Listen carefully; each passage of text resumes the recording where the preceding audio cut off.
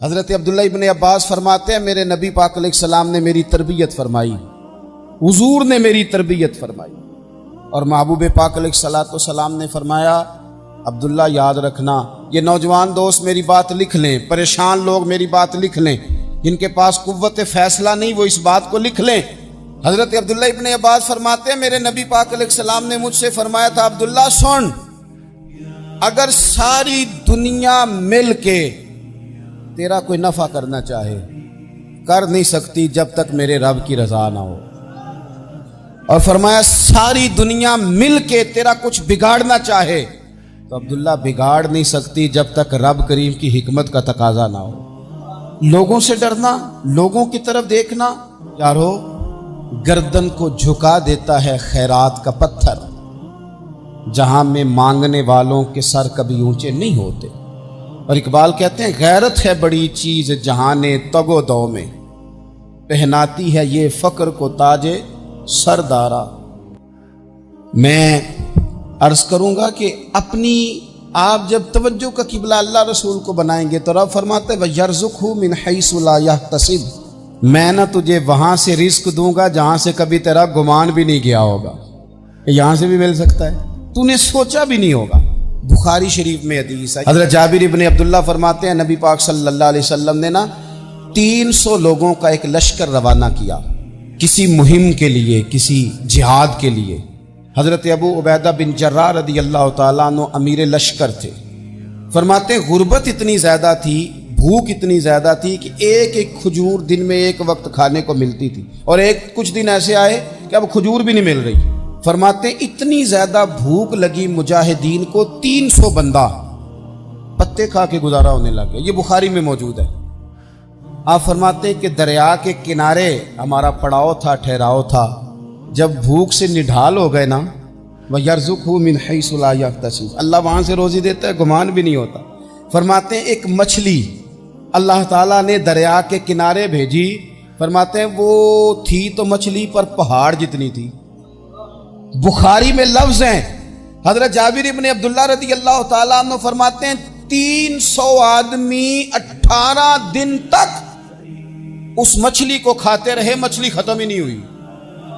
مچھلیاں نہیں، مچھلی کہتے ہیں 18 دن 300 بندہ کھاتا رہا، مچھلی ختم ہی نہیں ہوئی۔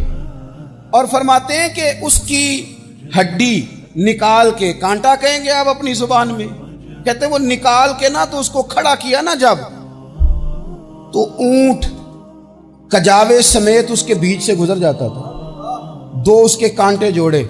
فرماتے ہیں وہ اس کا گوشت ہم کھاتے تھے اور اس کی چربی بطور تیل کے ہم جسموں پہ ملتے تھے، بیماروں کو اس سے سکون آتا تھا، تندرستی شفا ہوتی تھی۔ فرماتے ہیں ہم کھایا بھی ہم نے، اور کچھ لے کے ہم مدینے بھی گئے، اور قربان جائیں نبی پاک نے بھی اس میں سے کھایا۔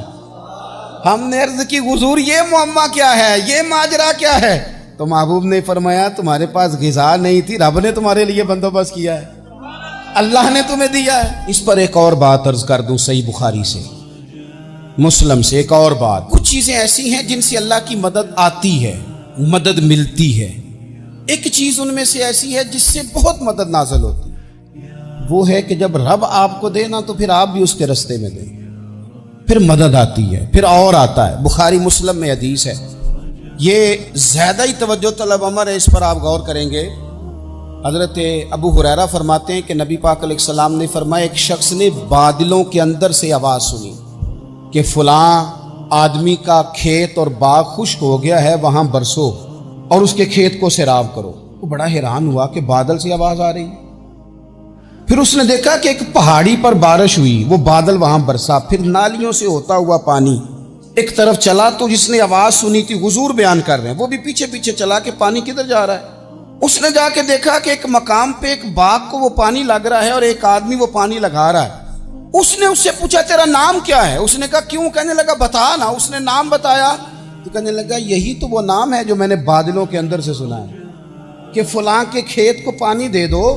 اس نے کہا یار تو کیا عمل کرتا ہے کہ اسپیشل تیرے لیے بارش برسے؟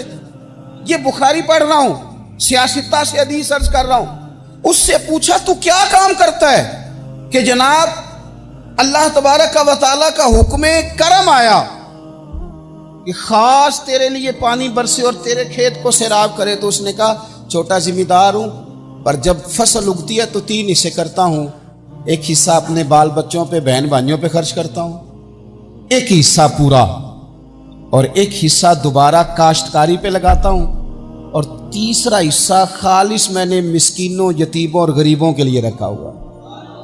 وہ جو تیسرا حصہ، اللہ کرے آپ سمجھے، وہ رب کے بندوں پہ تیسرا حصہ خرچ کرتا ہے نا، تو کریم مالک نے فرمایا جہاں سے غریب کا حصہ جاتا ہے وہ کھیت خشک نہیں رہنا چاہیے، وہ جہاں سے مسکین روٹی کھاتے ہیں وہ خشک نہ رہے، جہاں سے یتیموں کو کچھ آتا ہے کہیں اس کی فصل رہ نہ جائے۔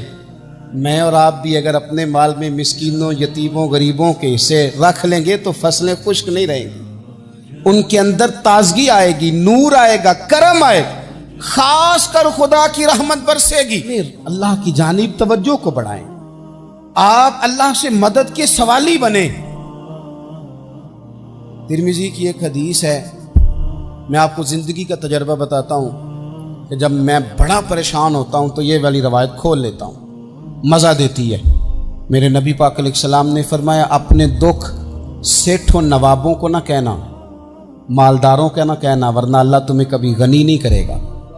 فرمایا اپنے دکھ اپنے رب کی بارگاہ میں عرض کرنا، جلدی کرے یا دیر سے کرے اللہ تمہیں لوگوں سے بے نیاز کر دے گا، اللہ تمہیں غنی کر دے گا۔ رات کو بیٹھو نہ اس کی بارگاہ، اسے دکھڑے سناؤ، چھوٹی چھوٹی باتیں۔ حضور نے فرمایا نمک بھی مانگو تو رب سے مانگو، چھوٹی چھوٹی بات سے شروع کرو نا۔ جب بندہ شروع کرتا ہے نا چھوٹی چھوٹی چیزیں تو بڑی ساری چیزیں، یہ اس طرح ہوتا ہے جیسے بندہ رب سے گفتگو کر رہا ہے، مالک مجھے یہ چاہیے، مالک میں یہاں کمزور ہوں، اللہ میں یہاں پریشان ہوں۔